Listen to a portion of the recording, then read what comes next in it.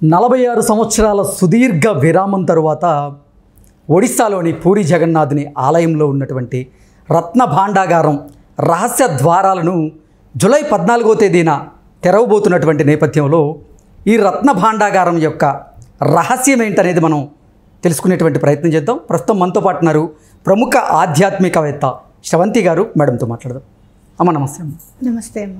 46 సంవత్సరాల సుదీర్ఘ విరామం తర్వాత పూరి జగన్నాథుని ఆలయంలో ఉన్నటువంటి రత్న భాండాగారం రహస్య గది తలుపులు తెరవబోతూ ఉన్నారు. ఏంటి అసలు ఆ రత్న భాండాగారం యొక్క రహస్యం ఏంటంటే ఏం చెప్తారు? గుడిలో స్వామికి మాన్యాలు అనేవి ఇస్తూ ఉంటారు. అంటే ఒక క్షేత్రం పరిడవిల్లాలి అంటే గనక స్వామికి ఎప్పటికప్పుడు నిత్య నైవేద్యాలు కానివ్వండి, నిత్య దీపారాధన కానివ్వండి, గుడిని సంరక్షించడానికి పనిచేసే వాళ్ళకి జీతాలు కానివ్వండి, అవన్నీ కూడా చెల్లుబాటు అవ్వాలి అని అంటే కనుక భక్తులు ఇచ్చిన హుండీలో వేసే పైకమే కాకుండా రాజులు మాన్యాలు ఇచ్చేవాళ్ళు, నగలు వాళ్ళ అంటే ఒక్కొక్కసారి ఎట్లా అంటే ఈ యుద్ధాన్ని గెలిస్తే కనుక ఈ నగల్ని ఇస్తామని చెప్పి ఇలా చేయిస్తాం స్వామి అని చెప్పడం. అలా స్వామికి అత్యంత విలువైన బంగారం నగలు కానివ్వండి, వజ్ర వైడూర్యాలు కానివ్వండి, ఎన్నో రకాల జెమ్స్ ఉన్నాయి మనకి, పగడాలని లేకపోతే కెంపులని, ఇలాంటివన్నీ కూడా రత్నాలు, ఇవన్నీ కూడా స్వామికి కైంకర్యం చేసిన వాళ్ళు చాలామంది ఉన్నారు. అయితే అందులో భాగంగా స్వామి ఎప్పటికప్పుడు స్వామికి ధనం ఎంతైతే ఉందో, ఆయన అంటే నిజంగా చెప్పాలి అని అంటే ఆస్తి ఎంత వరకు పెరుగుతూ ఉందో ఆ నిధుల యొక్క రేట్ పెరుగుతూనే ఉంటుంది కదా అనేది లెక్కించడం అనేది పరిపాటి. ఇప్పుడు మీరు తిరుమలలో కూడా చూస్తే గనక మామూలుగా ఈ కాయిన్స్ అవన్నీ కూడా జల్లెడ పడుతూ ఉంటారు. రూపాయి కాయిన్లని ఒకవైపు, ₹10 ఒకవైపు పడుతూ ఉంటారు. అలా లెక్కించడం అనేది స్వామి ధనం ఎంత వచ్చింది అనేది, ఎంత ఉంది అనేది మీరు స్క్రోలింగ్స్ లో చూస్తూ ఉంటే కూడా ఇవాళ అత్యధికంగా స్వామి వారికి 2 కోట్లు వచ్చాయి, 3 కోట్లు వచ్చాయి అని చెప్పి చెప్తూ ఉంటారు. ఎప్పటికప్పుడు స్వామి ఆస్తి ఎంత ఉందని, అసలు భక్తులు ఎంత సమర్పించారు అనేది పారదర్శకత అనేది ఉండాలి అనేది రూల్ అనమాట. ఎగ్జాక్ట్లీ. అది మనం పూరి జగన్నాథ్లో 1978 తర్వాత లెక్కించలేదు. ఇంకా ఆ భాండాగారాన్ని లెక్కించేసి ఎప్పటికప్పుడు విలువైన నగలన్నీ కూడా మళ్ళీ లోపల పెట్టేసి దాన్ని తాళం వేయడము, ఆ తాళం చేతులు జాగ్రత్తగా పదిలపరచుకోవడము, అలాగే ఒకవేళ తాళం చేతులు 2 ఉన్నాయనుకోండి ఇద్దరి దగ్గరగా విడివిడిగా పెట్టడం అనేది పరిపాటి. ఓకే, పూరి జగన్నాథుని ఆలయంలో ఉన్నటువంటి ఈ రత్న భాండాగారం యొక్క తాళం అనేది మిస్ అయింది. ఇది ఎలా మిస్ అయింది? ఇంకొకటి 1978లో స్వామివారి సొమ్మును లెక్కించారు కదా, అప్పుడు స్వామివారి ఆస్తి విలువ ఎంత ఉంది? చాలా పెద్దగానే ఉంది ఆస్తి విలువ. అప్పుడు 1978కే కొన్ని కోట్ల విలువ ఉందన్నమాట. అయితే అది ఎంతవరకు పెరిగింది చూద్దాము అని అనుకుంటే ఆ తర్వాత నుంచి ఎప్పుడు కూడా మరలా ఓపెన్ చేయలేదు. కానీ ఎన్ని రోజులు ఎంత దాటేసినా కూడా భగవంతుడి దృష్టికి వెళ్ళేదాకా ఆయన ఎప్పుడు దృష్టి ఉండనే ఉంటుంది. కాకపోతే భక్తులు ఎప్పుడైనా మర్చిపోయారనుకోండి ఆయనే గుర్తు చేసుకుంటాడు. ఎందుకనంటే మనల్ని రక్షించడమే కాదు, తన సొమ్ముని రక్షించుకోవడానికి కూడా భగవంతుడే రక్షించుకోవాలి. మళ్ళీ మనం కేవలం నిమిత్త మాత్రులమే. అయ్యో మనం ఎవరు మనని గుర్తించరు కదా, మనని ఎవరు క్వశ్చన్ చేసే అధికారం ఎవరికి లేదు కదా అని అనుకుంటే ఎప్పటికైనా భగవంతుడికి, యూనివర్స్కి, చిత్రగుప్తుడు అంటారు చూసారా, చిత్రగుప్తుడు అంటే ఏంటంటే ఎలా రికార్డ్ చేస్తారు మనం చేసే పనులన్నీ కూడా చాలా చిత్రంగా రికార్డ్ చేసుకుంటారట. ఎక్కడ రాస్తారంటే చాలా గుప్తంగా రాస్తారట. ఎక్కడ రాస్తారో మన పాపపుణ్యాలు అనేది తెలియదు మనకి, ఎలా రికార్డ్ చేస్తారో కూడా తెలియదు మనకి. సో అలా ఇన్ని రోజులు గడిపేసినా కూడా లాస్ట్కి వచ్చేసరికి ప్రభుత్వం మారింది కాబట్టి ఇప్పుడు ఖచ్చితంగా లెక్కించాల్సిన అవసరం ఉంది అని చెప్పడము అదొకటి. ప్రత్యేకంగా తాళం మిస్ అయింది అని అంటే అది అనుకోకుండా మిస్ అయిందా లేకపోతే దాచేశారా అని కూడా మనకి డౌట్ రావచ్చు. ఎగ్జాక్ట్లీ. ఎందుకంటే అలాంటి డౌట్ ఉత్పన్నం అవుతుంది. మరి లోపల 46 సంవత్సరాలుగా అసలు స్వామివారి సొమ్మును ఇంతవరకు లెక్కించలేదంటే అసలు ఏమైంది, తాళం చెవి ఎలా మిస్ అయింది అనేటువంటి అనుమానాలు అయితే అందరికీ రేకెత్తిస్తాయి. కాకపోతే ఎప్పుడైతే ఆ భాండాగారం ఓపెన్ అయిన తర్వాత అంతకు ముందున్న దానికి ఎటువంటి ఇది జరగలేదు, తరగలేదు ఆస్తి అలానే ఉంది అన్నప్పుడు భక్తులందరూ కూడా గుండెల మీద చేతులు వేసుకోవడానికి అవకాశం ఉంటుంది. అమ్మయ్య స్వామి ఇది ఎక్కడికి పోలేదు అని చెప్పి. ఎందుకనంటే స్వామికి సమర్పించినవి ఎప్పుడైనా కూడా అది స్వామివారికే చెల్లి ఉండాలి. స్వామివారు ఎప్పటికప్పుడు కూడా అవి ధరిస్తూ ఉండాలి. ఇప్పుడు ఎవరైనా చేయించి ఇచ్చారనుకోండి, ఇప్పుడు మనకే ఉన్నారు, మన అమ్మమ్మ పెట్టిందో నానమ్మ పెట్టిందో ఉంటాయి.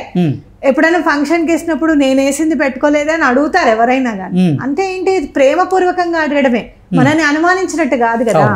అలానే భగవంతుడికి సమర్పించుకున్నవి, భగవంతుడికి సంబంధించిన ఆస్తి వరకు తప్పకుండా ఎప్పటికప్పుడు పారదర్శకత ఉండి భక్తులందరికీ కూడా లెక్క ఉండవలసిందే.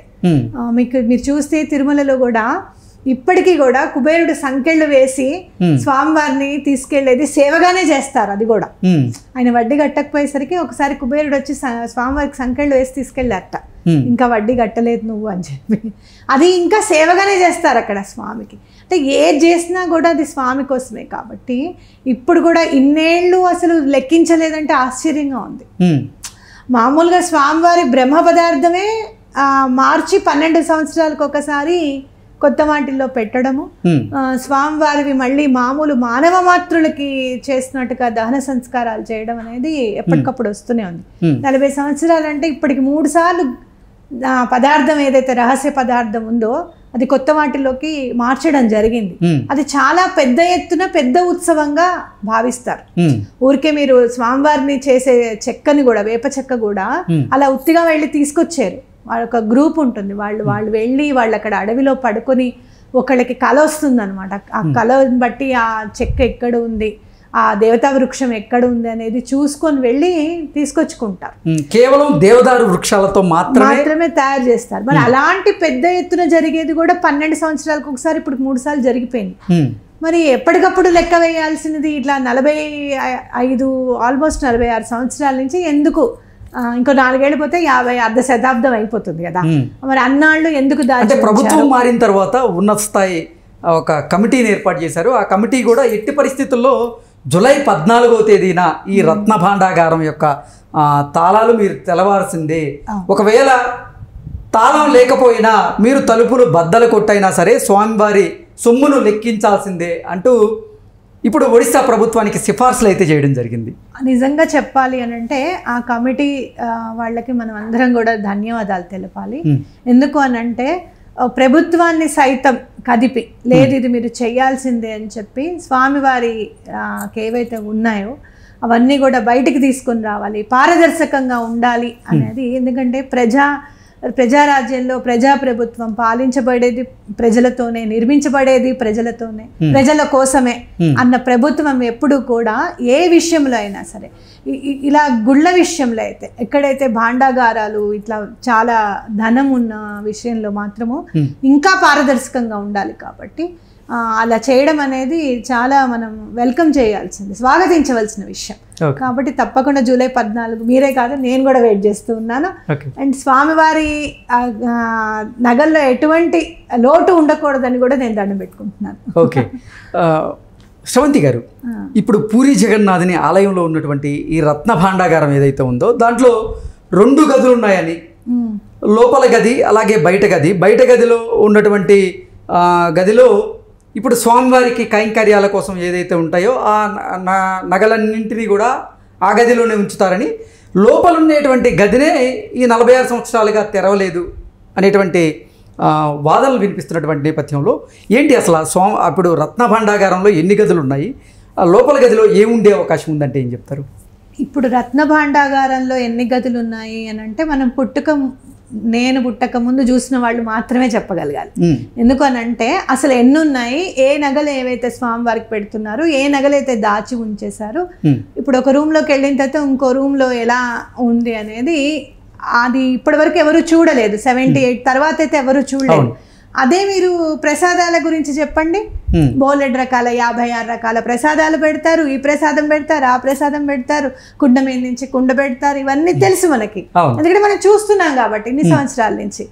75 ముందైతే 78లో ఇంచుమించు ఊహ తెలిసిన వాళ్ళు అట్లీస్ట్ కనీసం ఒక 15 సంవత్సరాలు అంటే వాళ్ళు నియర్ అబౌట్ 62 అలా పుట్టిన వాళ్ళకి మాత్రమే స్ఫురణకి గుర్తుండి ఉండాలి. మనం ఎవరైనా చూడలేదు కదా, ఎన్నున్నా కూడా నిజంగా స్వామివారి ధనం ఎంత ఉంది అనేది అంతకుముందు సమర్పించారు కదా, ఎప్పటికప్పుడు లెక్క వేసి సమర్పించిన పేపర్స్ అయితే ఉంటాయి కదా, అవి చూసుకుంటూ లెక్క చూసుకోవడమే. నిజంగా ఎన్ని తలుపులు ఉన్నాయని కానీ ఎన్ని రూమ్లు ఉన్నాయని కానీ మనకు తెలియదు.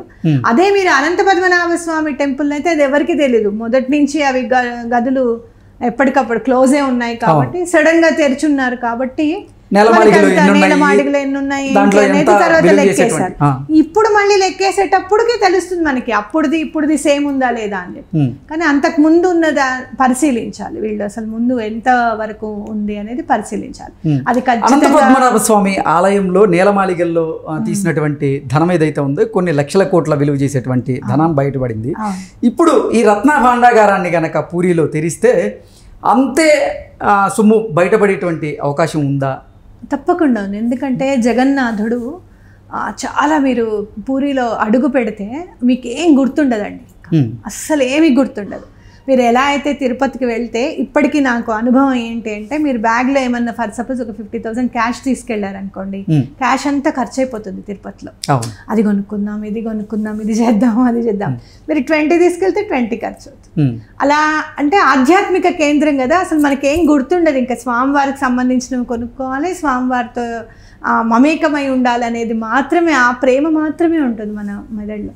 అలానే మీరు పూరికి వెళ్తే గనక స్వామి అసలు ఇంతే ఉన్నాడా లేకపోతే చేతుల వరకే ఉన్నాడా అంత తెలీదు, రారమ్మని పిలుస్తున్నట్టు ఉంటుంది అనమాట జగన్నాథుడు. ఇంకా ఆయన గురించి చెప్పాలి అని అంటే అది అనుభవైక వేద్యమే. అట్లా మీరు చూసారనుకోండి స్వామి గురించి వెళ్తే, అక్కడ లోపలికి వెళ్ళిన తర్వాత స్వామి చెల్లెలు సుభద్ర అలాగే బలరాములు వారు తప్పించి ఇంకేమీ కనపడదు అనమాట. అంటే అలాంటి ప్రేమ ఉంటుంది అక్కడ ఖచ్చితంగా. కాబట్టి మనకి ఎంత విలువైనది ఏంటి అనేది మనం అక్కడ వాళ్ళు లెక్కేస్తేనే తెలుసుకోవాల్సింది అనమాట. ఈ రత్న భాండాగారాన్ని ఆ ద్వారాలు తెరవడం కొంతమందికి నచ్చడం లేదు, అది ఆపేటువంటి ప్రయత్నం చేస్తూ ఉన్నారు. అందులో భాగంగానే బలరాముని యొక్క విగ్రహం ఈ రథయాత్రలో కింద పడడం జరిగింది అంటూ కొంతమంది ప్రచారం చేస్తూ ఉన్నారు. దీన్ని ఎలా చూడాలి? ఇప్పుడైనా కూడా చూడండి, మీరు ఇప్పుడు అనంత పద్మనాభ స్వామిది ఓపెన్ చేయకూడదు అని అంటే, లేదు చేయాల్సిందే, అక్కడ ఎంత ఉందో తెలుసుకోవాల్సిందే అని చెప్పి అప్పటిదాకా ఓపెన్ అవ్వంది మనం ఓపెన్ చేశారు వాళ్ళు. ఇది అప్పటిదాకా ఓపెన్ అవ్వంది కాదు, 78 నుంచే కావాలని ఎవరన్నా ఓపెన్ చేయలేదా, లేకపోతే అందులో ఏమన్నా మిస్ అయ్యాయా అందుకని ఓపెన్ చేయనివ్వట్లేదా, ఇలాంటి ఆలోచనలన్నీ వస్తాయి. ఎప్పుడు కూడా భక్తుడికి అయ్యో స్వామివారి ధనం ఏమైపోయిందో, అసలు స్వామివారి దగ్గర ఉందా లేదా అనే క్వశ్చన్ మార్క్ ఏ భక్తుడికి ఉండకూడదు. అలాంటివి ఉండకూడదు అంటే ఖచ్చితంగా తెరిచి అంతకు ముందు ఉన్నదే ఇప్పుడు కూడా ఉంది అని చెప్పే పారదర్శకత ఉంది, అక్కడ కనపడాలి. ముందు ఏ కమిటీ కూడా మీరు వచ్చి ఓపెన్ చేయండి అని చెప్పే విధానం కాకుండా ఎప్పటికప్పుడు ఒక రూల్ పెట్టుకోవాలి. 2 ఏళ్లకు ఒకసారో 3 ఏళ్లకు ఒకసారో లెక్కిద్దాము, ఇవన్నీ ఉన్నాయని చెప్పి చెప్దాం భక్తులకి అని చెప్పాల్సిన బాధ్యత వాళ్ళకు ఉంది. ఇప్పుడు మనం తిరుమల టీటీడీ కూడా అంతే కదా, ప్రతిసారి స్వామివారికి బంగారం నిల్వ ఇంత ఉంది, స్వామివారికి ఫిక్స్డ్ డిపాజిట్స్ ఇంత ఉన్నాయి, భూములు ఇన్ని ఉన్నాయని చెప్పుకుంటూ వస్తాం. అలా ఇన్నాళ్ళు మనం అలా చెప్పుకోలేదు కాబట్టి కొన్ని గుళ్ళకైతే మీరు మాన్యాలు ఇచ్చినవన్నీ కూడా కరిగిపోయినవి ఉన్నాయి. ఎన్నో ఎకరాలు 100 ఎకరాలు ఇచ్చినవి కూడా 2 ఎకరాలకి 3 ఎకరాలకి 6 ఎకరాలకి పడిపోయి ఉన్నాయి. చాలా గుళ్ళు దీనావస్థలో ఉన్నాయి, అంటే కైంకర్యానికి ఏమీ లేక దీపానికి ఏమీ లేక ఉన్నాయి. అవన్నీ మనము చూసుకోకపోబట్టే కదా ఆ పరిస్థితి వచ్చింది. కాబట్టి అలాంటి పరిస్థితి ఏ క్షేత్రానికి ఉండకూడదు. అలాంటి పూరి జగన్నాథుడి క్షేత్రానికి అయితే అసలు ఉండకూడదు. జగన్నాథుడు అందులో జగద్గురువు. నిజంగా చెప్పాలి అని అంటే స్వామే గురువుగా వచ్చి మనకి గీతను ఉపదేశించిన వారి క్షేత్రం కాబట్టి అస్సలు ఎటువంటి పరిస్థితుల్లోనూ భక్తులకి క్వశ్చన్ మార్క్ అనేది ఉండకూడదు. అక్కడ తప్పకుండా స్వామివారి ఇవి ఏమన్నా ఉన్నాయా, అసలు ఏమన్నా తరిగిపోయాయా అని తెలుసుకోవాల్సిన బాధ్యత భక్తులుగా మన మీద ఉందనే నేను అనుకుంటున్నాను. ఓకే, శ్రవంతి గారు, పూరి జగన్నాథుని ఆలయంలో ప్రతి 12 సంవత్సరాలకు ఒకసారి బ్రహ్మ పదార్థాన్ని మారుస్తూ ఉంటారు. అసలు ఈ బ్రహ్మ పదార్థం అంటే ఏంటి, దాంట్లో ఏముంటుంది అనేది చాలా మందికి అంటే తెలుసుకోవాలనేటువంటి కుతూహలం అయితే ఉంది.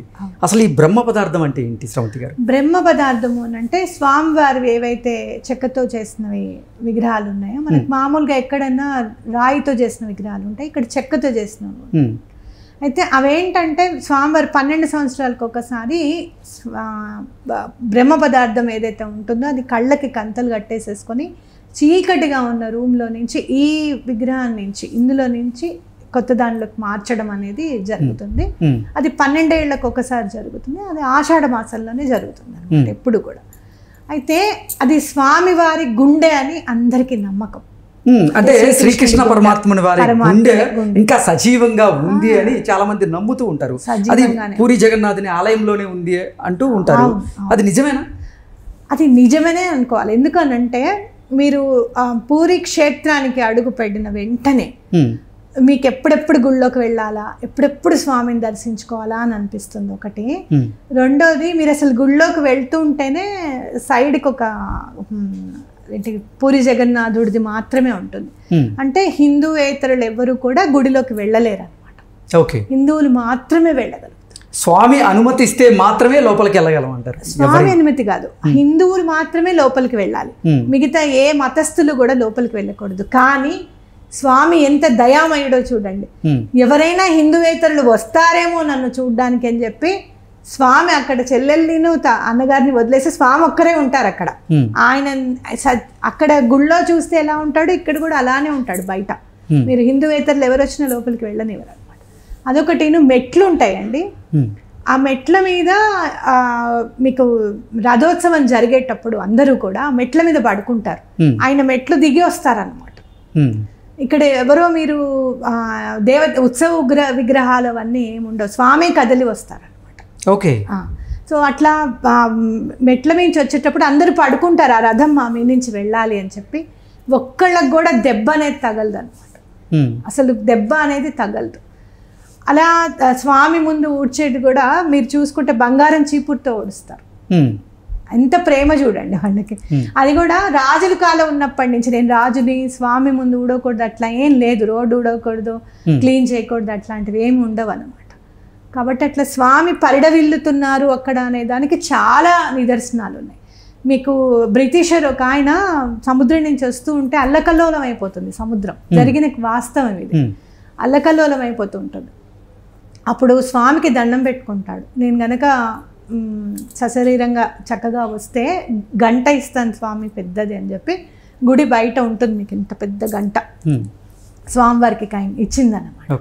కాబట్టి స్వామి సశరీరంగా ఉన్నారు అనడానికి మీకు పూరినే కాదు, ఇటు తిరుపతిలో కూడా తొండమాన్ చక్రవర్తి ఉన్నంత వరకు స్వామి మాట్లాడేవారు. అవును, తర్వాత ఆయన మీద కోపం వచ్చి మాట్లాడడం మానేశారు. కాబట్టి అది విగ్రహమే అని అనుకోవడం కూడా పొరపాటు. సశరీరంగా స్వామి ఉన్నారు, ఇదిగో నన్ను చూసి ఇలా ఉంటాను నేను, నన్ను చెక్కు ఇలా అని చెప్పారు. అలాగే పూరి జగన్నాథుడు కూడా ఇలా ఇలా నేను చెక్కేదాకా మీరు ఎటువంటి పరిస్థితుల్లోనూ నేను పని పూర్తయింది అనేదాకా మీరు లోపలికి రాకండి అని చెప్తాడు ఆ రాజుకి. ఈ రాజు కుతూహలం ఆపుకోలేక లోపలికి వెళ్ళిపోతారు, అందుకే చేతుల వరకే ఉంటారు. అసంపూర్ణంగానే పూరి జగన్నాథుని విగ్రహం ఉంటది అని చెప్తారు. అసంపూర్ణంగా అనే కంటే కూడా సంపూర్ణంగా మనకి ఎక్కడి వరకు అయితే అవసరమో అక్కడి వరకు స్వామివారు చెక్కి ఉన్నారని చెప్పి మనం అనుకోవాలి. గుండె నుంచి ఇక్కడి వరకు చాలా అనుకున్నారు ఆయన. కాబట్టి ఆ గుండెని భద్రపరిచే విధంగా ఉండాలి. ఎందుకంటే పదార్థం మార్చాలి అంటే మీకు మొత్తం బొమ్మ ఉందనుకోండి, ఎలా మార్చేస్తారు? పదార్థం మార్చడానికి ఎటో అటు దారి ఉండాలి కదా మీకు. అందుకే అది స్వామి నిర్ణయంగానే మనం భావించాలి. సంపూర్ణ తత్వంతో స్వామివారు అక్కడ విరాజిల్లుతున్నారు, పరిడవిల్తున్నారు అని చెప్పి ఖచ్చితంగా అనుకోండి. మీరు అన్ని క్షేత్రాలు ఒకటి, పూరి జగన్నాథుడి క్షేత్రం మాత్రం చాలా అసలు అక్కడికి వెళ్ళి అనుభవిస్తే కానీ అవ్వదు. నేను మామూలుగా ఒక దండం పెట్టుకుంటారు, ఎన్నో సంవత్సరాల నుంచి తీరని కోరిక అనమాట. 18 సంవత్సరాల నుంచి తీరని కోరిక అలా చిటికలో తీరిపోయింది, సంవత్సరం లోపల తీరిపోయింది. ఇప్పుడు వెళ్ళాలి మొక్కు. అంటే పూరి జగన్నాథుని క్షేత్రంలోకి వెళితేనే ఆ తన్మయత్నంతో అందరూ ఒకలాంటి భావనకి వెళ్ళిపోతారు అనేటువంటి చాలా ప్రచారం అయితే ఉంది. ప్రచారం కాదు, అది నమ్మకము. ఎందుకు అని అంటే పూరి జగన్నాథ్ గారిని చూసిన తర్వాత బయటకు వచ్చిన తర్వాత మనం ఆ శిఖరాన్ని చూస్తూ ఉంటాము, అలాగే వెనకాలే నరసింహస్వామిని చూస్తూ ఉంటాము, అమ్మవారిని చూస్తూ ఉంటాము. ప్రతిరోజు వాళ్ళు పైకెక్కి జెండాని మార్చడం అనేది అక్కడ నిల్చొని చూస్తూ ఉంటారు, చాలా మంది వచ్చేస్తూ ఉంటారు పైన జెండాని మార్చడానికి. అదొకటి కానివ్వండి, అక్కడ ఇట్లా పెంకులు ఉంటాయి కదా, మామూలుగా మనము అది స్వామికి అనిపిస్తుంది నాకు, ఏమి ఇచ్చి రుణం తీర్చుకోగలుగుతాను స్వామిని అని చెప్పి. కుండలు పగలగొట్టేసిన తర్వాత పెంకులు ఉంటాయి, వాటితో ఎంత ప్రేమ చూడండి స్వామికి. వెన్న పెట్టాయి అన్న ఒకటే ఒక కారణం. మీరు వెన్న, పాలు, పెరుగు అన్ని కుండలో కదా దాచేది, ఆ కుండల ముక్కలు అనమాట పెంకులు. అవి ఇట్లా ఒకదాని మించి ఒకటి పెట్టి అది కట్టి అది దారంతో దాన్ని చెట్టుకు వేలాడదీస్తారండి. వేలాడదీసి కోరిక కోరుకుంటే ఆ కోరిక సంవత్సరం లోపల తీరిపోతుంది. నేను ఆశ్చర్యం అనిపించింది నాకు, ఇదేంటి ఎవరన్నా ఉయ్యాలు కట్టడం చూశాను, లేదు అంటే గాజులు కట్టడం చూశాను, లేదు కొబ్బరికాయలు పెట్టడం చూశాను. మనకి ఇక్కడ సొరకాయల తాత దగ్గర అయితే సొరకాయలు కడుతూ ఉంటారు చూశాను. ఈ పెంకులు ఏంటా, పెంకులతో ఏంటి రిలేషన్ అనుకున్నాను, కానీ కట్టిన తర్వాత నాకు అనిపించింది అయ్యో ఈ మట్టే కదా ఆయనకి కావాల్సింది. గోధువులు అంటే ఇష్టం స్వామికి. అలాగే మీరు చూస్తే ఈ కుండలు అవి వాటితోనే కదా పాలు, పెరుగు అన్ని దాచేది. గోపికలు వెళ్తుంటే కూడా కొట్టేసి పాలన్నీ కింద పడిపోతుంటే సంతోషించేవారు ఆయన, ఏడిపించానని చెప్పి. అలా అందుకనేనేమో స్వామికి ఇష్టం అనుకున్నాం. మామూలుగా మేము కట్టేసాం.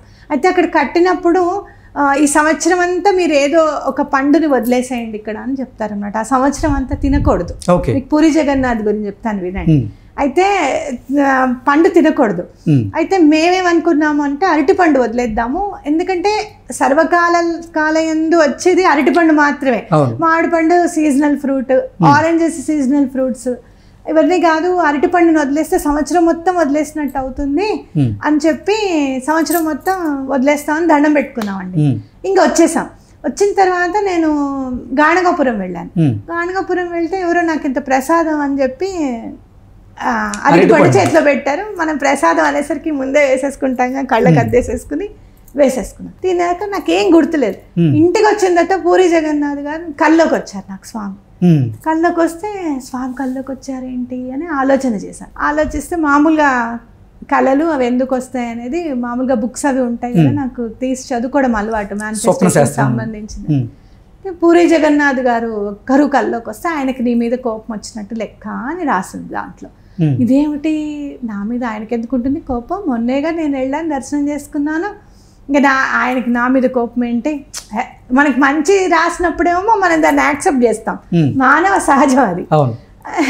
ఇది కాదులే, ఇది ఏదో లేలే, ఇది వేరేగా ఉండేది, ఇలా కాదు అనుకొని స్వామికి నా మీద ఎందుకు వస్తుంది కోపం అని నేను అనుకున్నాను.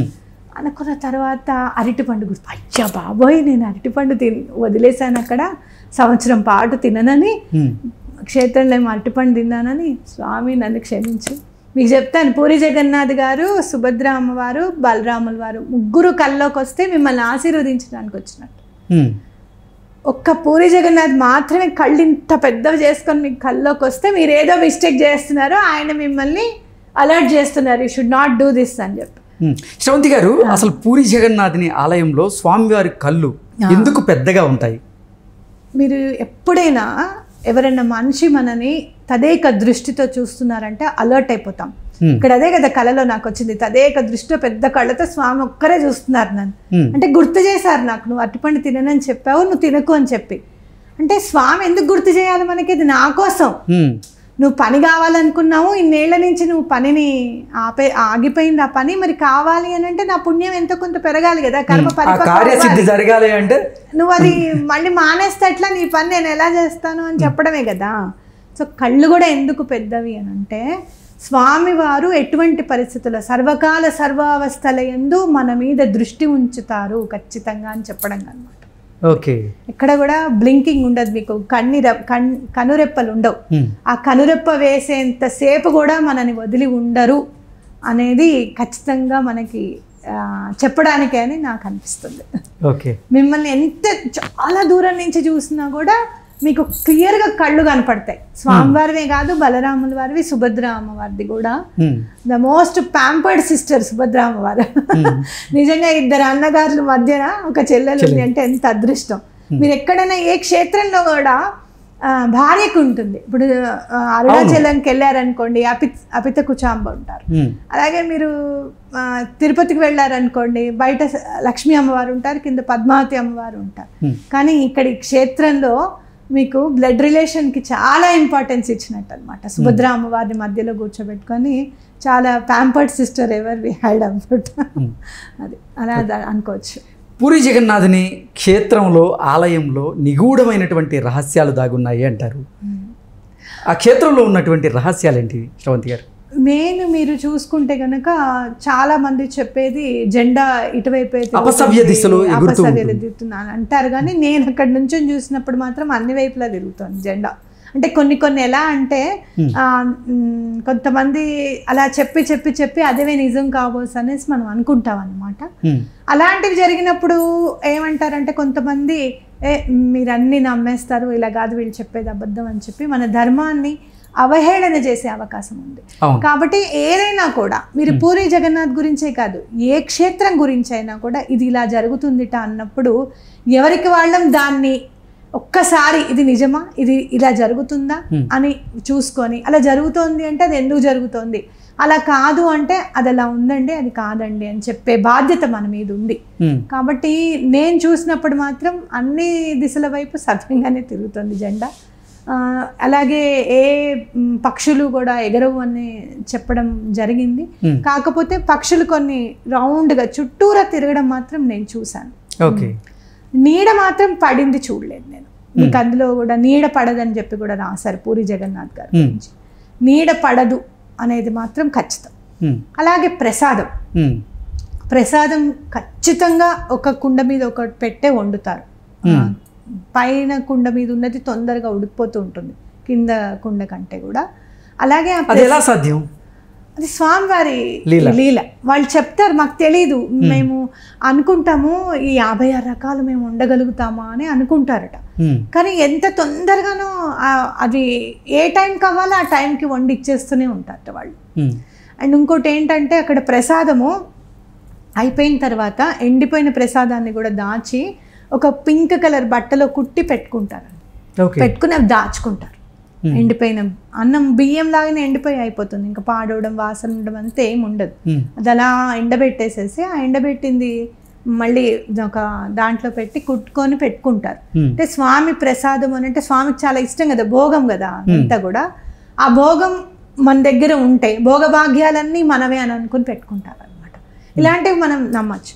కొన్ని మాత్రం మనం తెలుసుకోవాలి ఇది నిజమా కాదా అని చెప్పి. కానీ స్వామివారి భోగానికి మాత్రం కడితే భోగభాగ్యాలు తప్పకుండా సిద్ధిస్తాయి అనేది మాత్రం మనం నమ్మాలి. ఎవరైనా వెళ్తే గనక మీరు ఏం చేసినా చేయకపోయినా స్వామివారికి భోగం చేస్తాము, ఇది అన్నం ఇట్లా వంటకి ఇంత కడుతున్నాము, ఈ వంటకి ఇంతండి ఇన్ని రోజులు అని చెప్పి అక్కడ తీసుకుంటూ ఉంటారు. అక్కడ మాత్రం తప్పకుండా కట్టండి. ఎందుకు అని అంటే స్వామివారి భోగానికి కడితే మన భోగ్య భాగ్యాలకి ఎటువంటి లోటు ఉండదు. తప్పకుండా మనం ఒక మెట్టు పైకి ఎదుగుతాం.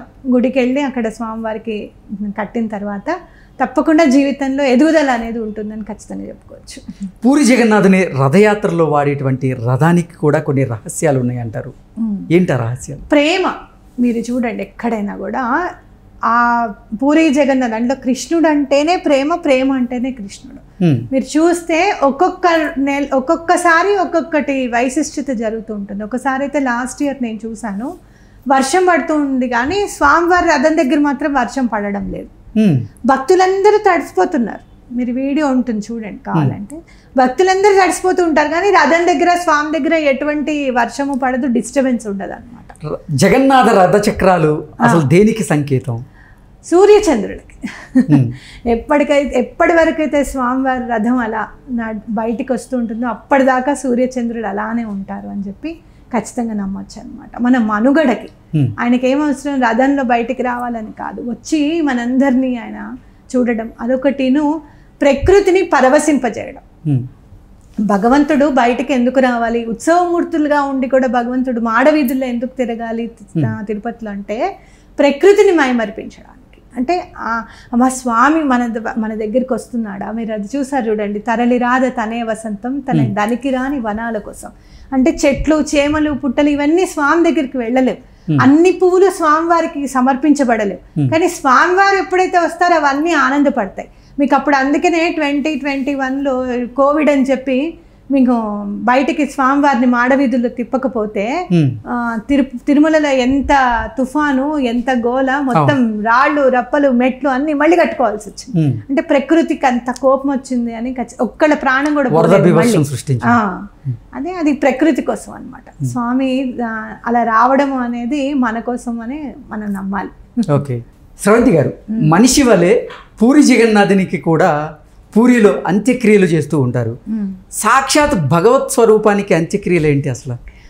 భగవంతుడు స్వరూపంగా మనం భావించినప్పటికీను కృష్ణుడు ఆయన, మీరు నిజంగా ఒక మాట చెప్పాలంటే బయాలజికల్గా ఆయన పుట్టి ఆయన శరీరాన్ని మృత్యువుని కూడా ఆహ్వానించి, భగవంతుడికైనా కూడా భూమి మీద పుట్టిన తర్వాత మృత్యు అనేది కామన్ అని చెప్పారు ఆయన. అలా చెప్పిన తర్వాత ఆయన నిజంగా మన కోసం మళ్ళీ ఉండాలి ఇలా అని చెప్పి జగన్నాథుడుగా ఆయన గుండెని ఆయన అక్కడ రహస్య పదార్థంగా పెట్టినప్పుడు, మరి మీరు చూడండి 12 ఏళ్లకు ఒకసారి మార్చేది ఉంది కదా, మరి మార్చినప్పుడు ఇవేం చేస్తారు? మొన్నటి దాకా మీరు ఇవే భగవంతుడు ఈయనే అనుకొని ఆ బ్రహ్మ పదార్థాన్ని తనలో నిక్షిప్తం చేసుకున్నందుకు మీరు ఆ చెక్కకు కానీ ఆ బాడీకి కానీ నువ్వేమి ఇస్తున్నట్టు ఇంపార్టెన్స్? మళ్ళీ ప్రకృతి నుంచి వచ్చింది ప్రకృతికే సమర్పించడానికి. మళ్ళీ ఓకే, అర్థమైందా మీకు? ప్రకృతికే సమర్పించడానికి. ఇంకోటి ఏంటి అని అంటే స్వామి మనలో వాడిగా భావించి అది వచ్చిందని కూడా మనం అనుకోవచ్చు. అంటే ఎప్పుడైనా మీరు చూస్తే గనక స్వామివారి కృష్ణుడి అంత్యక్రియలు జరిగిన విధానం చూస్తే భలే బాధ వచ్చేస్తుంది మీకు, కళ్ళమని నీళ్ళు వచ్చేస్తాయి. ఏంటి స్వామివారికి ఇంత ఇలా స్వామివారు ఎవరూ లేకుండా వెళ్ళిపోయారా అని అనిపిస్తుంది.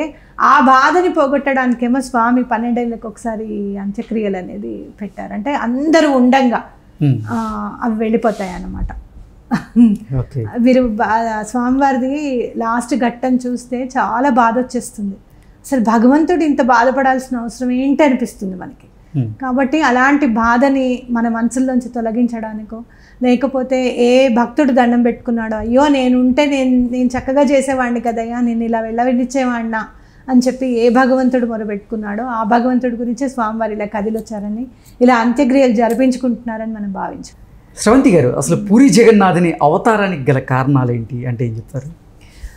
భగవంతుడు సశరీరంగా ఉండాలి అని అనుకొని ఆ రాజుకి కనపడి కల్లో కనిపించి నిర్మాణం చేసుకుందే ఇదంతా కూడా. మీరు చూస్తే గనక పూరిది చదివితే అంటే ఒక ఆడపిల్లకి పెళ్లి చేయాలని అనుకుని వెళ్ళి అక్కడి నుంచి ఆయన ఎక్కడ దొరకకపోతే అప్పుడు ఇట్లా కాదు కదా, ఇంకొంచెం వాస్ట్గా ఉండేదన్నమాట. అంటే బ్రహ్మ దగ్గరికి వెళ్ళిపోయి నా కూతురికి సరైన భర్త కావాలి నిర్ణయించుకోవాలనుకుంటే కింద వచ్చేటప్పటికి అంతా మారిపోతుంది, రాజుల వంశమే ఉండదన్నమాట. ఇప్పుడున్న క్షేత్రంలో ఇప్పుడు రాజుకి కట్టిన గుడి ఏంటంటే ఆయనకి కలలో కనిపించి స్వామి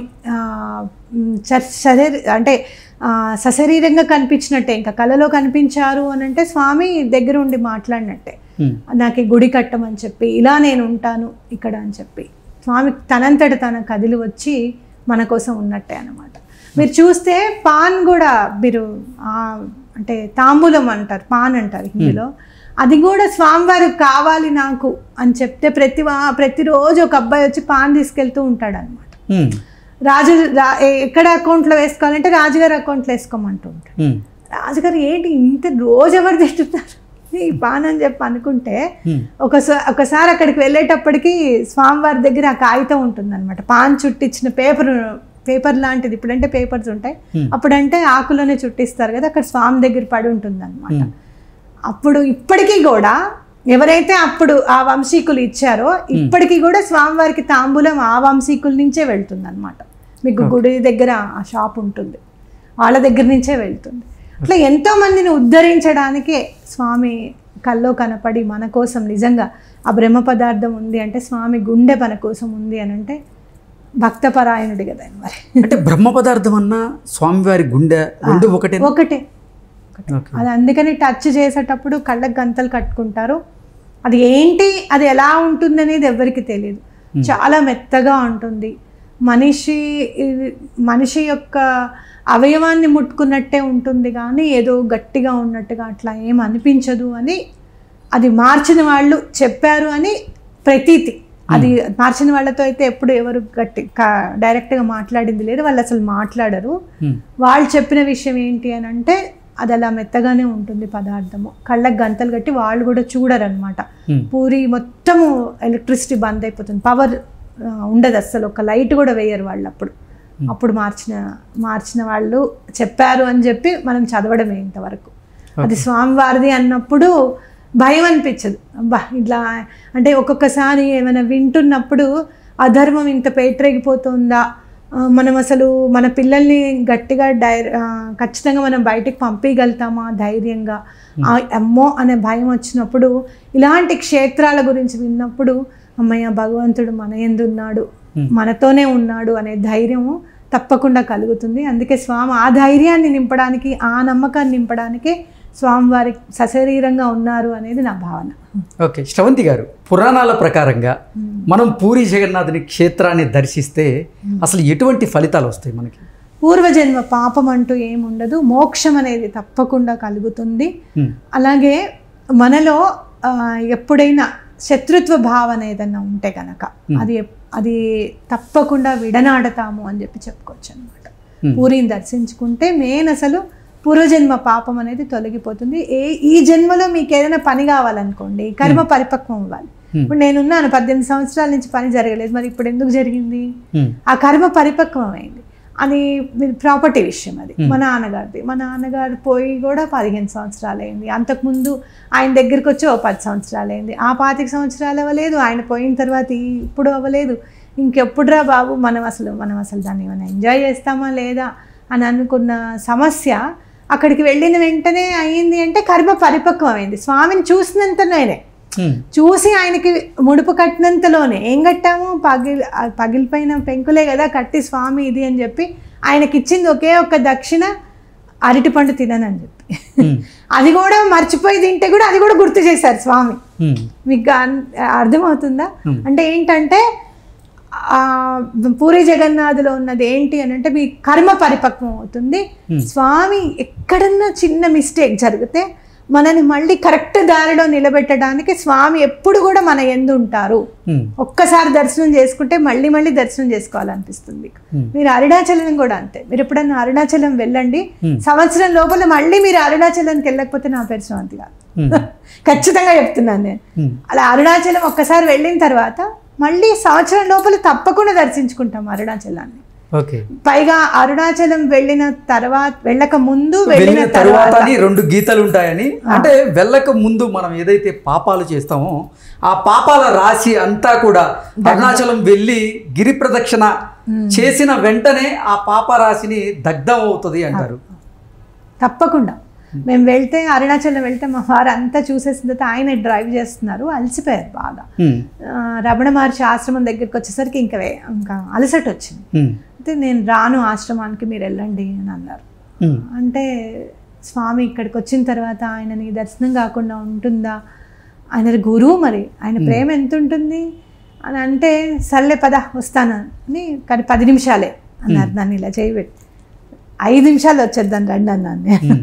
సరే అని చెప్పి లోపలికి వెళ్తే గంట సేపు ఆయన మెడిటేషన్లోకి వెళ్ళిపోయారు. ఆయన వెళ్ళారు, రమణుల్ని చూశారు, కళ్ళు మూసుకొని కూర్చున్నారంటే 1 అవర్ తర్వాత కళ్ళు తెరిచారు మా వారు. నాకు ఇక్కడి నుంచి రావాలనిపించట్లేదు అస్సలు, చాలా ప్రశాంతంగా ఉంది. నేను అసలు నాకు గాయత్రి చేస్తారు ఆయన, నాకు గాయత్రి అమ్మవారు కనపడుతున్నారు, రమణులు కనపడుతున్నారు. ఆయన ఎవరు అని అన్నారు.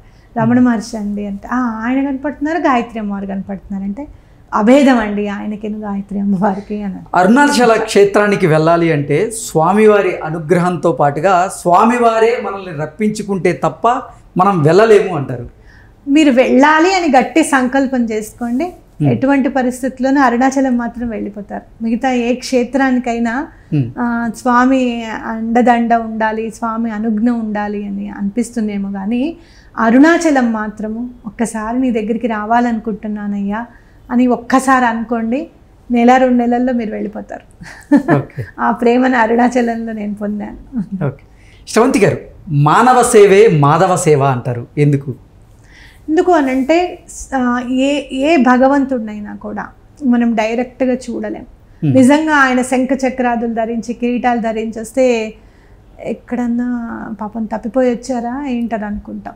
డైరెక్ట్గా వచ్చారనుకోండి భగవంతుడు అంత రెడీ అయిపోయి వస్తే మనం నమ్ముతామా? ఆయన అని చెప్పి నమ్మం కదా. ఎవరో మనం మోసం చేయడానికి వచ్చారు, వీడు మాట్లాడితే భగవంతుడి గురించి మాట్లాడతారు కాబట్టి ముందే తెలుసుకున్నట్టున్నారా అని అనిపిస్తుంది. కానీ ఏ మనిషికి అయితే అవసరం ఉంటుందో, అయ్యో సాటి మనిషి అవసరం ఎక్కడైతే ఉంటుందో తప్పకుండా ఆ మనిషికి సహాయం చేస్తే భగవంతుడు హర్షిస్తాడు. కాబట్టి ఆయన ఏం చెప్పాడు అని అంటే, నువ్వు సాటి మనిషికి సహాయం చేయి నాకు చేసినట్టే. ఎందుకంటే ఆయన అందరి దగ్గరికి రాలేకపోవచ్చు, కానీ ఏదో ఒక రూపంలో ఆయన రావచ్చు. ఆ రూపమే మనం తీరిస్తే చాలు నాకు సేవ చేసినట్టే, భగవంతుడికి సేవ చేసినట్టే. ఇప్పుడు అందుకే మనం గాణగాపురం వెళ్ళాం.